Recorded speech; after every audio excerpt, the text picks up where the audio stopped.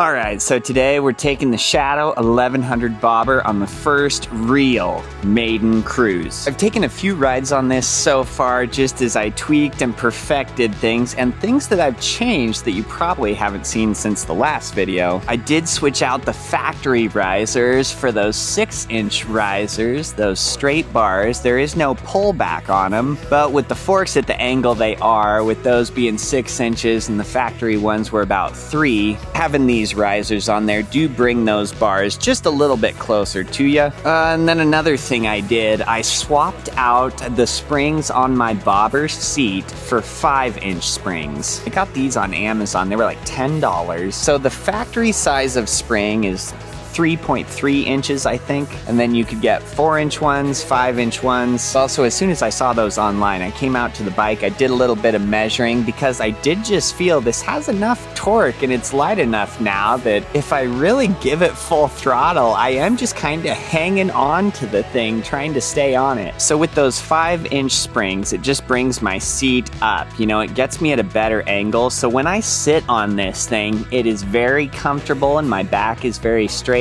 Well, let me just sit on it quick and I'll show you. Oh, yeah.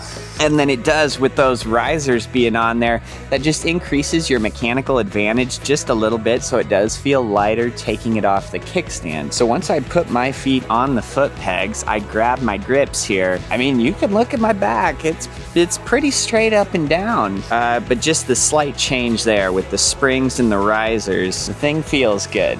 But I think that's enough blabbing, so let me go gear up. I'll grab the 360 camera too, so we get all the sights and sounds. And yeah, let's just go take a nice morning cruise. It's like 10 a.m. and I just woke up like an hour ago, and this is always the best way to wake up. All right, it's about to be a good morning. Let's turn this little guy on. All right, here we go. First start of the day, we'll use a little choke there. It shouldn't need any throttle. There we go. And it's funny, that exhaust we have, when I first put that on, I had the baffles in. I was like, oh, I'll never take them out. It's way too loud without them. Yeah, we have no baffles. We are straight drag pipes today. Well, all right, I suppose. Let's go do it. Here we go. Nobody. There's nobody on the streets. Oh, a red Corvette. The sheriff. So riding position, man, it's comfortable. I'm like sitting straight up. Typically, whenever I do these broomstick bars on a build, you know, there is no bend in these whatsoever. So it spaces your hands, you know, your arms way out. You feel like you're about to do a push-up or something. But it must just be the height and how close these are to me relative to my seat. But man, they feel good. And they normally do not, but they look good.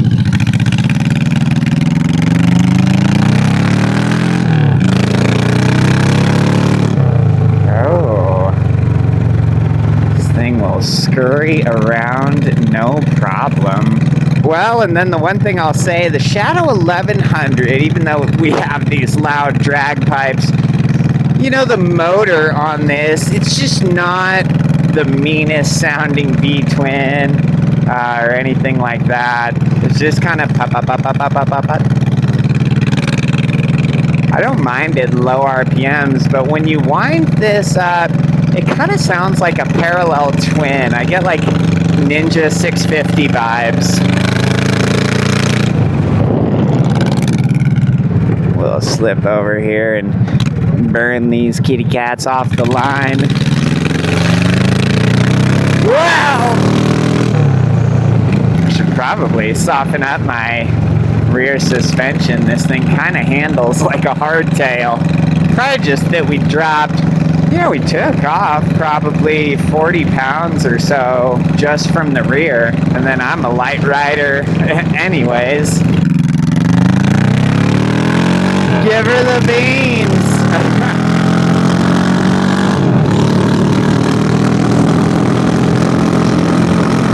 That's the 90. Like, She scoots pretty good. That's why I needed those longer springs on my seat back there. I just needed to make sure that I stayed on this thing. It's not that it has so much sheer horsepower, but the initial bite of torque is pretty good. Well, it is an 1100, not that it's some monster, but that's plenty to have fun. Lots of action going on over here. Gee willikers.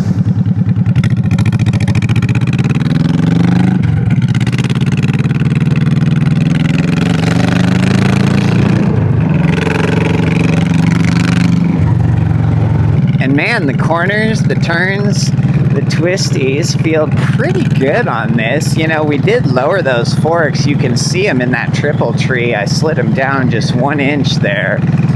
I mean, it's negligible, but it's just enough. The bike does feel a little bit lighter pulling it off the kickstand. And that did shorten our wheelbase, you know, about 1 inch or so as well, or something like that. Normally my bobbers are not this comfortable. But this one, something about it, you know, maybe it's the slightly bigger frame of the Shadow 1100, you know, as opposed to like the 750s, 600s, 250s, you know, all the other stuff that we chop up.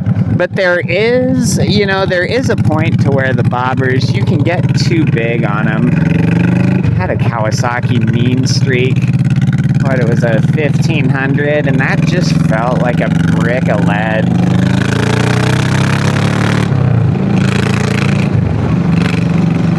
Because depending what handlebars you put on your bobber, you know, if you put something really low down, yeah, it can make those bikes feel extremely heavy to pull them off the kickstand. Oh, man. But this one, I am king of the highway. Well, and I can say, this is plenty comfy, but, you know, out on the open road fighting the wind because we don't have any windshield or nothing like that. You know, how comfy would it really be on a long haul? There's a lot of gravel back there.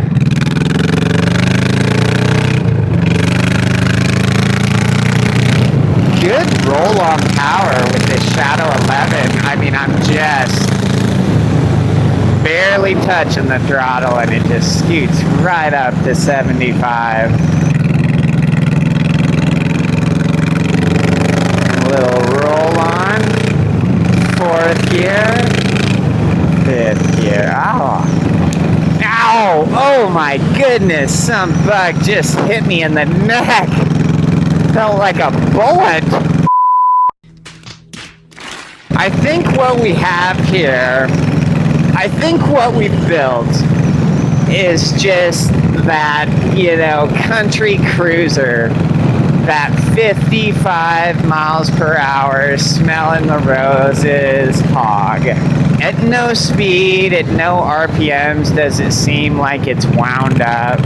The Shadow 1100, something about cruising on it, there's an effortlessness. Is that a word? Can I say that? An effortless, I can't even say it again. It does feel just so easy to just get out and cruise. And right from the get-go, even before we ever bobbed this bike, you know, I always thought that it felt fairly light for what it was. You know, it was big bike perks without a big bike. Actually, maybe I want to go back out into the country. Yeah, I think I do. Screw riding in the city. I like staring at the daisies, and I like eating them grasshoppers. Wow!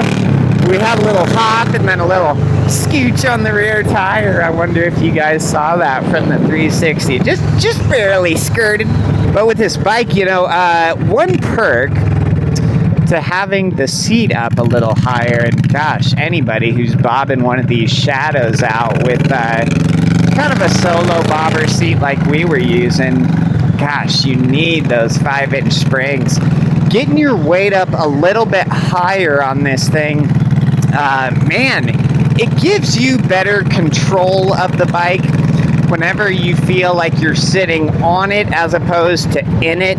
Now, some of those motorcycles that you kind of have that feel like you sit down in it. Our Honda Fury was a great example of that.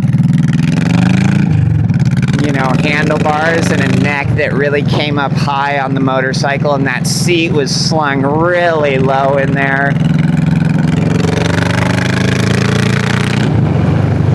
That motorcycle, I felt like I was sitting in it, which there's a comfort to that, right? When you're just riding down in it, I mean, you feel like that motorcycle is just holding you. So that's fun. But the feeling you get when you're sitting up a little higher and you feel like you're on that bike, you feel like you're properly riding that bike, there is just a little bit more sense of control. I don't know. I just feel like, yeah, that I could throw this bike around a little bit easier, sitting up a little higher on it.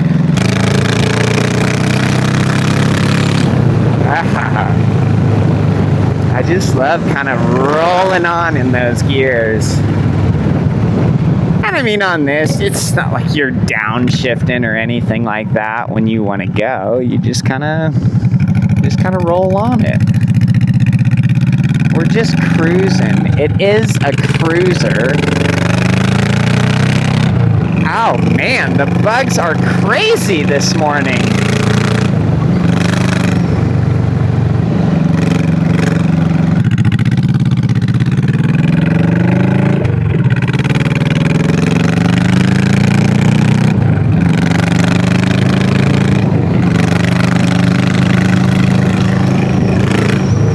Out of the way, people.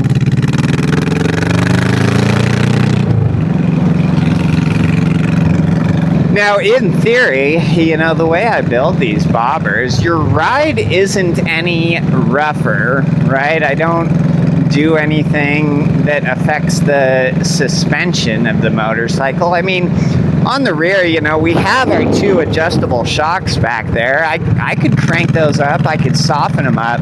The only thing to mention is, like I said, the ride feels probably a little rougher because I just dropped so much weight on the rear. If I cranked those shocks down, even one click, I bet it'd be fine.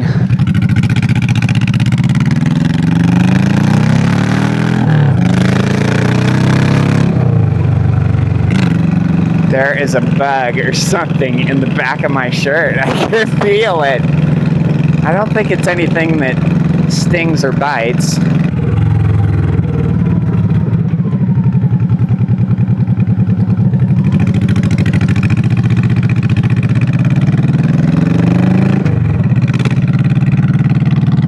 I do feel like a bad man riding this. Not that it's the fastest, not that it sounds super mean. I think it's just the look of it, you know, the uniqueness of it. Well, and if you haven't watched our initial bobber build of this bike, you should. It's a good watch. See how the magic happens? Well, and all the parts on our bike, from the handlebars, grips, exhaust, I mean, everything. I'll just have it linked in the description in case you want to check it out for yourself. Woo! All right, keep it under control, Micah. We'll get to burn everybody off the line here. Or try. We'll try to burn everybody off the line. But I mean, a Shadow 1100 or 0 to 60, when this was stock and I was running 0 to 60 times, I think I got a 5.1. So, like, that's quick. I mean, you're not the fastest thing out on the streets, but, like, you know, running to 60 in 5 seconds, that will absolutely keep up with traffic or, you know, anything like that. You're not going to get eaten alive. He was asleep at the wheel. On the phone.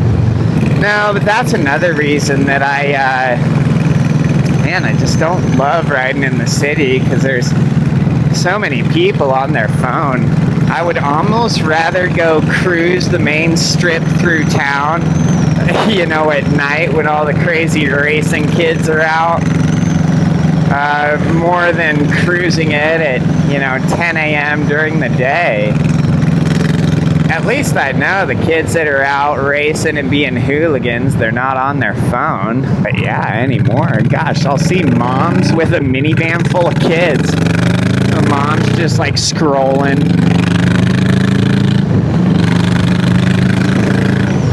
Like, are people that dumb and oblivious? Like, lady, you could literally kill your whole family because of your negligence. And kill me, you kill everybody. The soccer moms are killing everybody these days. There is a slight amount of truth to that. This is awesome. I am having a great morning here.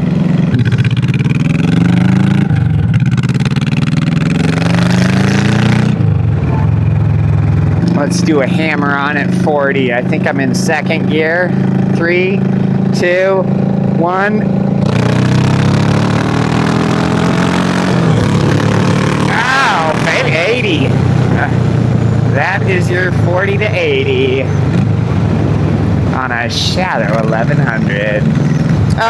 The exhaust, let me talk about that for a second. Do you need to jet your Shadow 1100 with this exhaust? As soon as I put these pipes on my bike, I was thinking that I'd probably have to. I fired it up, I rode it around, and it was obvious immediately that I gained power by putting this on. So it's clearly not running too lean. Well, and this is a 2005, back from the last era of good bikes that were flooded with all kinds of emissions and electronic BS.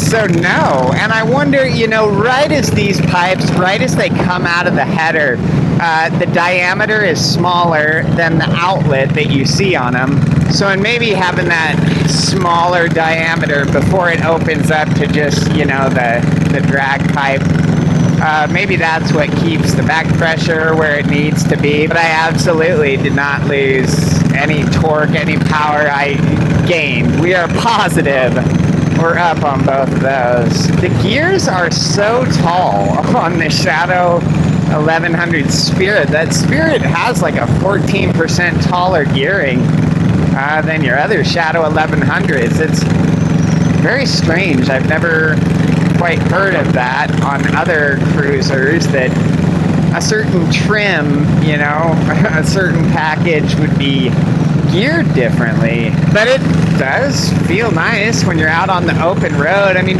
I'll always think that first gear is just a little bit tall on this bike.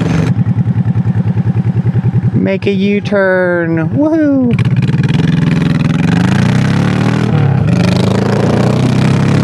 Back to the city. Woohoo! I love chopping that throttle like that. It's just for fun. What, I got this bike for $2,500. That seems about kind of the norm for these Shadow 1100s. I mean, you'll see them between $2,000 and about $3,500. Sometimes cheaper than that. Sometimes guys will be asking more than that, but I don't know. I feel like no matter what trim, what condition, what mileage your Shadow 1100 has, I don't think in any scenario these are ever worth more than $35. So to everybody asking like more than $3,500, even $3,500 for your Shadow 1100, I'm sorry, man. You're insane. You're insane. Great bike. Awesome bike. I am loving this one. But nothing about it makes it worth that much. And that brings us to an excellent point that we can prove and verify with this bike today, that you do not need to break the bank. You do not need to spend $10,000, $20,000, $30,000 to have a fun bike. Do I want to turn? I'll go straight. What was that? I feel like That was a sheriff sitting back in a little spot. Maybe he's waiting for us. Well, he saw us drive by, so he'll probably be behind us soon enough, which means I should probably not hammer on the gas and speed.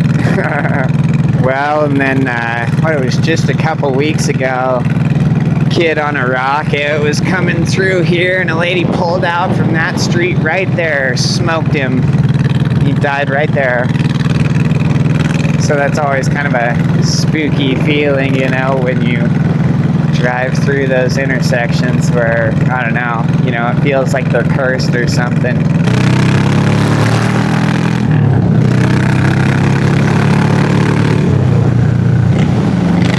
She scoots just enough to put a little smile on your face.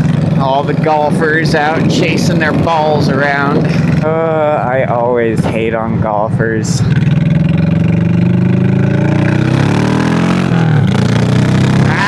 yeah, baby. Oh, this thing is so goofy. One of the things I love about motorcycles is just taking goofy cruisers, you know, ones that aren't like, you know, considered fast or powerful, and just driving them like I stole them. It is so funny just to mob them.